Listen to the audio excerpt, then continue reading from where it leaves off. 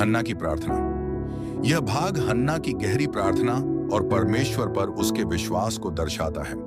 इससे हमें कई महत्वपूर्ण आत्मिक शिक्षाएं मिलती हैं। दुख हमें परमेश्वर की ओर निकट ला सकता है।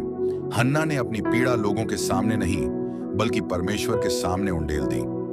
भजन 34:18 यहोवा टूटे मन वालों के समीप रहता है और पिसे हुओं का उद्धार करता है।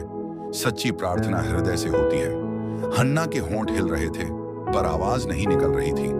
परमेश्वर ने उसके हृदय की पुकार सुनी। 1 शमूएल 1:13।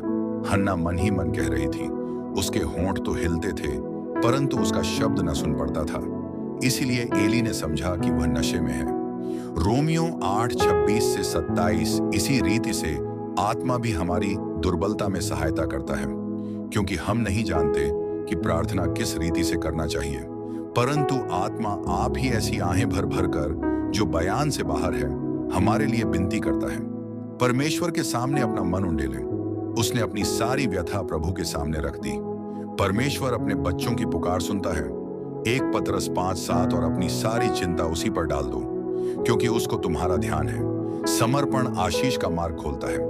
हन्ना ने मनौती मानी कि यदि पुत्र मिलेगा तो उसे परमेश्वर को समर्पित करेगी। 1 शमूएल 1:11। और उसने यह मन्नत मानी कि हे सेनाओं के यहोवा, यदि तू अपनी दासी के दुख पर सचमुच दृष्टि करे और मेरी सुधि ले और अपनी दासी को भूल न जाए और अपनी दासी को पुत्र दे, तो मैं उसे उसके जीवन भर के लिए यहोवा को अर्पण करूंगी और उसके सिर पर छुरा फिरने न पाएगा। दूसरे हमें गलत समझ सकते हैं, पर परमेश्वर हमारे मन को जानता है। एली ने पहले हन्ना को गलत समझा, लेकिन परमेश्वर उसकी सच्चाई जानता था। 1 शमूएल 1:14-16। तब एली ने उससे कहा, तू कब तक नशे में रहेगी? अपना नशा उतार। विश्वास के साथ प्रार्थना करने से शांति मिलती है। एली के आशीर्वाद के बाद हन्ना का चेहरा उदास नहीं रहा। परिस्थिति नहीं बदली थी, लेकिन उसका मन बदल गया था। 1 शमूएल 1:17-18।